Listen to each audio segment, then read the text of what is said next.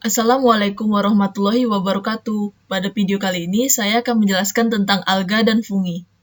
Yang pertama-tama, saya akan membahas tentang alga. Definisi dari alga itu adalah sekelompok organisme autotrof yang tidak memiliki organ dengan perbedaan fungsi yang nyata. Alga bahkan dapat dianggap tidak memiliki organ seperti yang dimiliki tumbuhan, seperti akar, batang, daun, dan sebagainya. Karena itu, alga pernah digolongkan pula sebagai tumbuhan bertalus. Alga merupakan organisme yang hidup di habitat perairan, baik itu di perairan air tawar maupun air laut. Sebagian dari spesies alga hidup di suhu yang sangat dingin seperti perairan dingin ataupun di puncak gunung. Namun, ada juga spesies alga yang hidup di perairan bersuhu tinggi, pada batu-batuan dan sumber air panas, seperti di Yellowstone National Park. Selain di perairan, alga juga dapat hidup pada tanah yang lembab, pohon, dan permukaan batuan. Selanjutnya, reproduksi alga. Alga bereproduksi secara seksual ataupun aseksual. Reproduksi seksual pada alga melibatkan konjugasi gamet atau sel seks sehingga akan terbentuknya zigot. Sedangkan reproduksi aseksual dilakukan dengan pembelahan sel ataupun dengan spora. Morfologi alga. Genus alga kebanyakan terdapat sebagai sel tunggal yang berbentuk bola, batang, gadah, dan kumparan. Dalam pertumbuhan alga, ada 3 faktor yang mempengaruhinya. Yang pertama, salinitas. Bagi golongan air laut atau payau, salinitas sangat penting untuk mempertahankan tekanan osmotik antara protoplasma dari organisme dengan air sebagai lingkungan hidupnya. Hal ini akan berpengaruh pada proses metabolismenya. Yang kedua, suhu, pH, dan intensitas cahaya. Hal ini merupakan faktor fisik yang mempengaruhi pertumbuhan alga.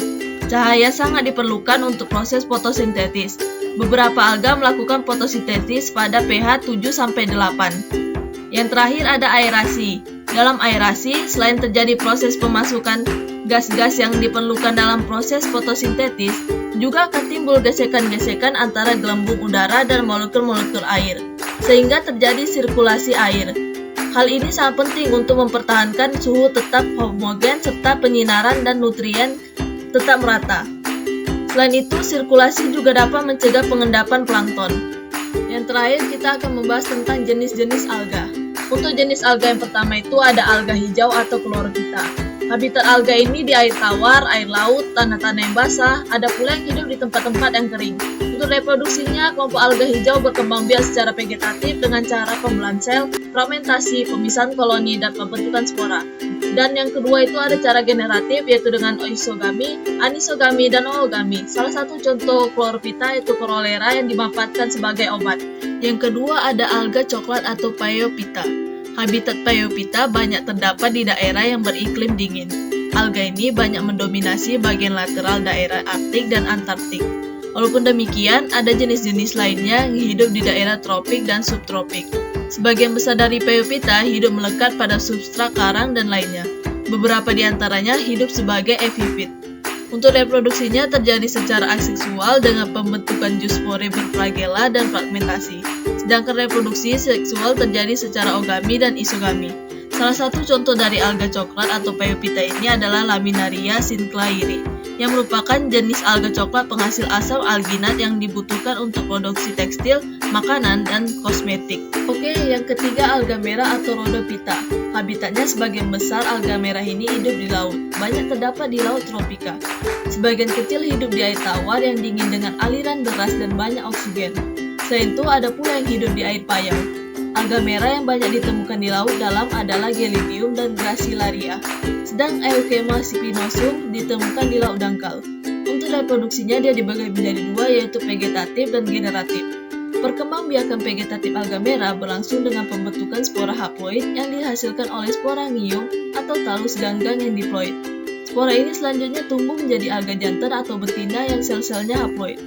Untuk perkembangbiakan generatif alga merah dengan oogami, pembuahan sel kelamin betina atau ovum oleh sel kelamin jantan atau spermatium. Alat perkembangbiakan jantan disebut spermatogonium yang menghasilkan spermatium yang tak berfragment. Sedangkan alat kelamin betina disebut carpogonium yang menghasilkan ovum. Hasil pembuahan sel ovum oleh spermatium adalah zigot yang diploid.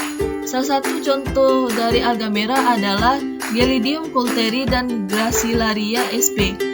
yang banyak digunakan sebagai bahan pembuatan agar-agar yang terdapat di perairan negara yang agak dingin. Oke, yang keempat ada Chrysophyta. Habitat Chrysophyta ini kebanyakan hidup di air tawar meskipun beberapa jenis ada yang hidup di laut. Reproduksinya terbagi menjadi dua, yaitu aseksual dan aseksual.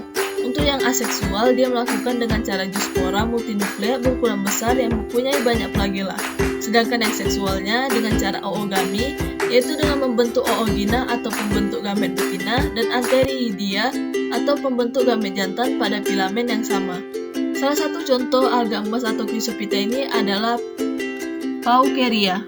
Di Paukeria ini, cadar makanan disimpan dalam bentuk minyak, sehingga organisme ini merupakan komponen utama dalam pembentuk minyak bumi. Salah satu peran dari alga emas ini. Jenis alga yang terakhir adalah alga hijau biru atau Cyanophyta.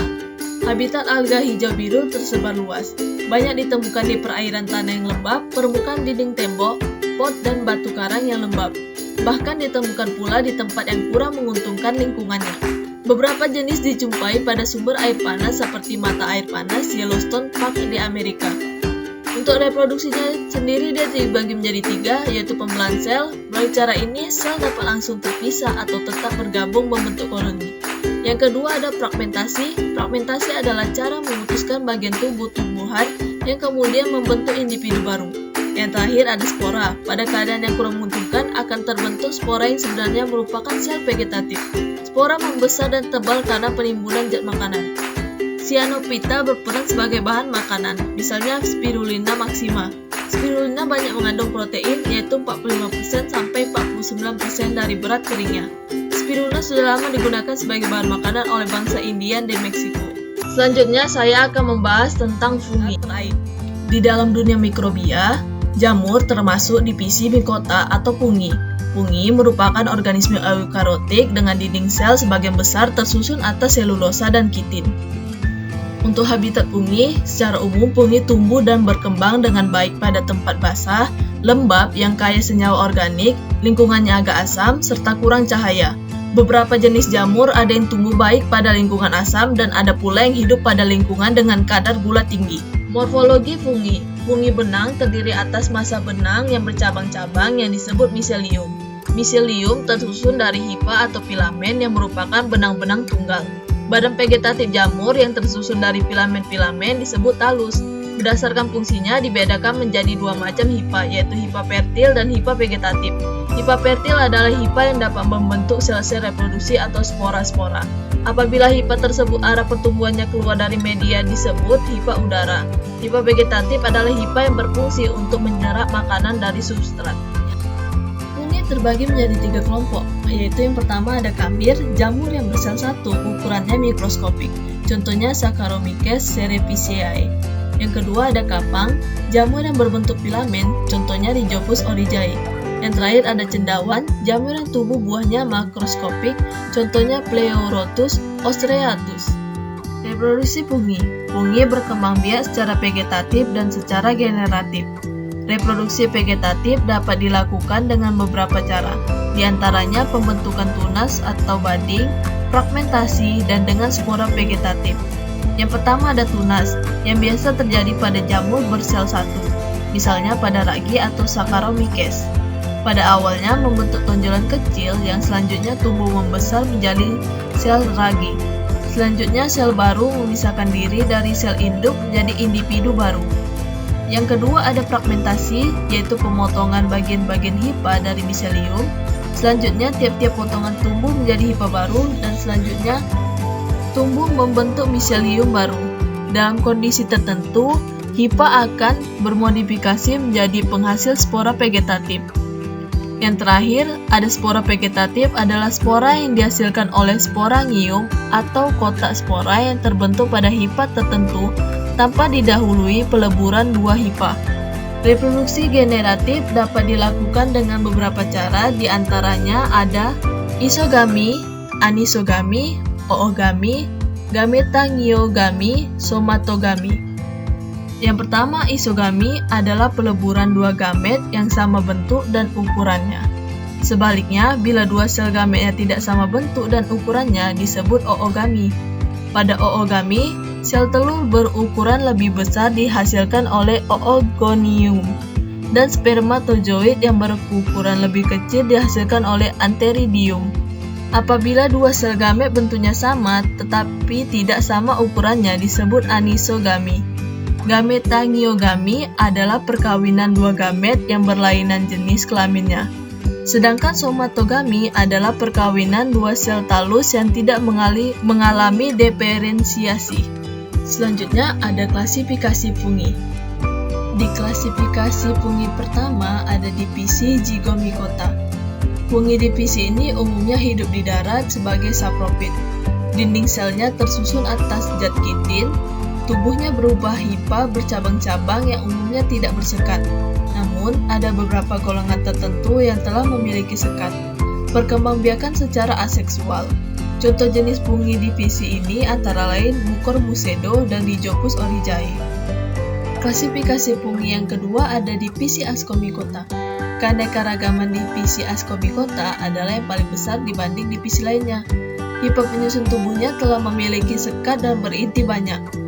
Hidup sebagai parasit pada organisme lain, sapropit pada organisme, dan ada pula yang bersimbiosis dengan alga hijau biru dan alga hijau bersatu membentuk lichen. Alat perkembangbiakannya secara aseksual. Beberapa contoh Ascomycota antara lain Neurospora, Penicillium, dan Trichoderma. Klasifikasi fungi yang ketiga ada divisi Basidiomycota. Ciri khusus fungi ini yaitu mempunyai basidium yang berbentuk seperti gada, tidak bersekat, dan mengandung 4 basidiospora di ujungnya. Pada fungi tertentu mempunyai hymenium atau lapisan-lapisan dalam badan buah. Hymenium terdapat pada mushroom, maka disebut juga Hymenomycetes. Alat reproduksi seksual Basidiomycota berupa basidium, yaitu badan yang berasal dari sebuah sel yang membesar. Selanjutnya membentuk 4 tonjolan dan masing-masing berisi sebuah inti. Contoh fungi ini Pleurotus ostreatus dan Exobasidium pexans. Nah, yang terakhir ada klasifikasi fungi divisi Deuteromycota. Semua jamur yang tidak mempunyai bentuk atau fase seksual dimasukkan ke dalam kelas Deuteromycota. Jamur ini merupakan bentuk konidial dari kelas Ascomycota, dengan askus tidak bertutup atau hilang karena evolusi. Jamur ini juga tidak lengkap secara seksual atau disebut paraseksual. Proses plasmogami, karyogami, dan meiosis ada tetapi tidak terjadi pada lokasi tertentu dari badan vegetatif atau tidak terjadi pada fase perkembangan tertentu. Miseliumnya bersifat homokaryotik. Contoh fungi ini adalah beberapa spesies Aspergillus, Penicillium, dan Monilia. Peranan fungi. Pertama, fungi berperan sangat penting dalam siklus materi, terutama siklus karbon, yang berperan bagi kelangsungan hidup seluruh organisme. Yang kedua, berperan dalam industri fermentasi, terutama dari kelompok ragi. Yang terakhir, berperan dalam industri antibiotik. Antibiotik ini dihasilkan oleh fungi Penicillium notatum.